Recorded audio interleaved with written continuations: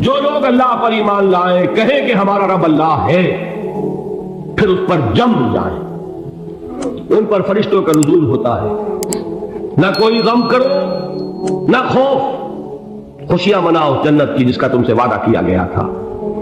اللہ کی ربوبیت پر اطمینان جب انسان کو ہو جاتا ہے، میرا رب اللہ ہے، ربی اللہ، انسان کے لیے نہ کوئی کھٹکا، نہ کوئی خطرہ، نہ کوئی خوف، نہ کوئی حزن۔ جو کچھ ہو رہا ہے کس کے اذن سے ہو رہا ہے؟ اللہ کے اذن سے۔ اللہ کے اذن کے بغیر پتہ تک نہیں ہلتا۔ یہ کوئی اندھا بہرا مادہ نہیں ہے جس سے مجھے کوئی خوف ہو۔ اندھا بھینسا چلا رہا ہو اس سے تو ڈرنے کا ہر انسان کو ڈرنا چاہیے، نہ معلوم کس کو ٹکر مار دے، لیکن نہیں، اس کائنات کو چلانے والا ایک سمیع و بصیر خدا ہے۔ وہ جو میرا دوست ہے، میرا ولی ہے، اللہ ولی الذین آمنوا یخرجہم من الظلمات الی النور، اللہ اہل ایمان کا ولی ہے، ساتھی ہے، پشت پناہ ہے، مددگار ہے، حمایتی ہے۔ بتائیے جسے یقین ہو جائے کہ اللہ میرا مددگار، اللہ میرا محافظ، اللہ میرا پشت پناہ، اللہ میرا حمایتی، اس کے لیے کوئی خوف ہوگا؟ اس سے کوئی ڈر ہوگا؟ میں مثال دیا کرتا ہوں ایک بہت سادہ، پنجاب کے دیہات کی۔ تو بڑا چودھری ہے اور کوئی غریب کسان ہے۔ اس غریب کسان کے جانوروں کو ہر وقت اندیشہ ہوگا چوری کا، کوئی میری بھینس کھول کر نہ لے جائے، کوئی میرا بیل کھول کر نہ لے جائے۔ لیکن جس کے بارے میں یہ سب کو معلوم ہو کہ وہ جو بڑا چودھری ہے وہ اس کا دوست ہے، اس کی بچیا کو کوئی خوف ہوگا؟ اس کی بھینس پر کوئی ہاتھ ڈالے گا؟ اسے کوئی اندیشہ ہوگا؟ نہیں۔ کیوں؟ کہ وہ بڑا چودھری، بڑا اس کا یہاں کا سردار، جاگیردار، سب کو معلوم ہے وہ میرا دوست ہے، کوئی میرے خلاف اقدام نہیں کر سکتا۔ اس دنیا میں یہ چھوٹی سی بات اگر آپ کے دلی اطمینان اور سکون کا باعث بن سکتی ہے تو ذرا تصور کیجئے۔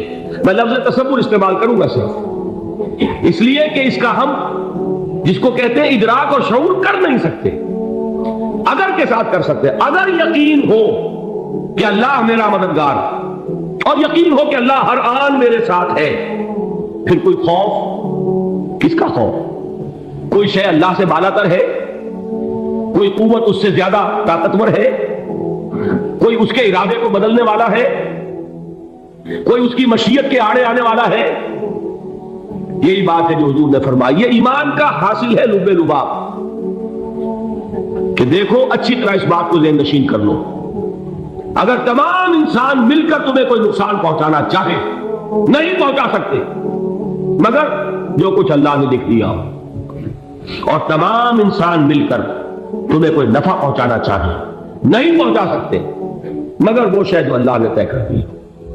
آپ پھر میں کہوں گا ذرا تاریخ کیجئے، اسے فرض کیجئے، اسے سوچئے، اگر اس حدیث پر ہمارا دل ٹھکا ہوا ہو تو کسی سے ڈر ہوگا؟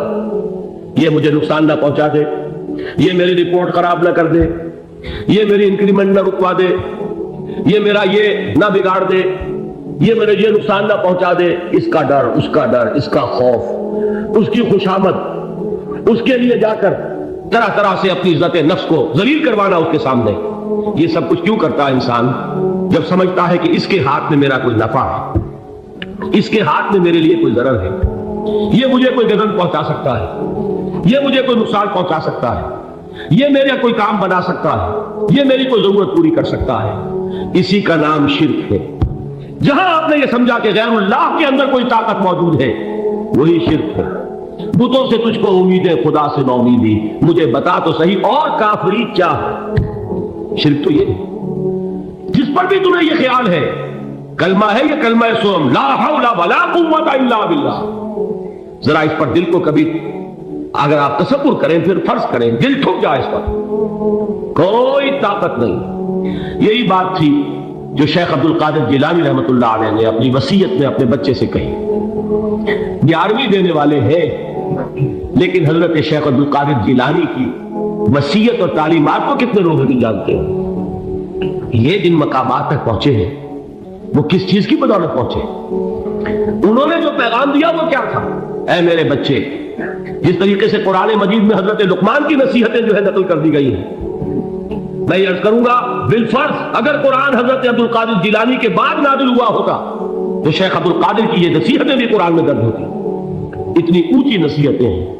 اے میرے بچے اس حقیقت کو ذہن نشین کر لے, لا فاعل فی الحقیقت ولا مؤثر الا اللہ. اس کائنات میں نہ کوئی فاعل حقیقی ہے نہ مؤثر حقیقی ہے سوائے اللہ. کسی شے میں کوئی تاثیر نہیں اگر اللہ نہ چاہے. آگ جلا نہیں سکتی اگر اللہ نہ چاہے. پانی ڈبو نہیں سکتا اگر اللہ نہ چاہے. زہر ہلاک نہیں کر سکتا اگر اللہ نہ چاہے. کوئی کس فائدہ نہیں پہنچا سکتی اگر اللہ نہ چاہے. تو در در پہ کیوں سر جھکاتے ہو؟ در در پر کیوں جبیں سائی کرتے ہو؟ سب کے سامنے کیوں ہاتھ پھیلاتے ہو؟ ایک اللہ سے مانگو, ایک اللہ کے سامنے جبین سر پر زمین پر اپنی جبین رکھو. لا فاعل فی الحقیقت ولا مؤثر الا اللہ. نظر آتا ہے ہمیں کہ پانی پیاس بجھا دیتا ہے. پیاس بجھانے کی صلاحیت پانی میں نہیں ہے, اللہ کے اذن سے. کھانا بھوک مٹا دیتا ہے. بھوک مٹانے کی صلاحیت کھانے میں نہیں ہے, اذن رب میں. دیکھیے یہی یقین تھا. حضرت موسیٰ علیہ السلام کا واقعہ یاد کیجئے. سامنے سمندر آ گیا, قوم دیکھتی ہے پیچھے کہ گرد و غبار کا طوفان ہے. معلوم ہوا کہ فرعون اپنے لشکر سمیت آ گیا. لشکر جب چلتا تھا تیز رفتاری کے ساتھ تو گرد و غبار کا جو طوفان اٹھتا تھا اس کا تصور کیجیے, اور لمحہ بلمحہ وہ قریب آ رہا ہے. پوری قوم نے کیا کہا, اے موسیٰ انا لمدرکون, اے موسیٰ ہم کو پکڑے گئے. قرآن مجید نے تو یہاں وہ باتیں نہیں لکھی ہے, لیکن تورات میں یہ درج ہے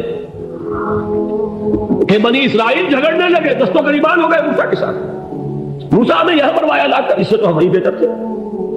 وہاں کھانے کو ملتا تھا, زندگی تو تھی, بیدار ہم کر رہے تھے, موت تو نہیں تھی. اب جو کچھ ہوگا اس کا تصور کرو, جس طریقے سے ہمارے ٹکڑے اڑائے جائیں گے. تو لڑ رہے ہیں حضرت موسیٰ علیہ السلام سے. یہ تورات کی تفصیل ہے.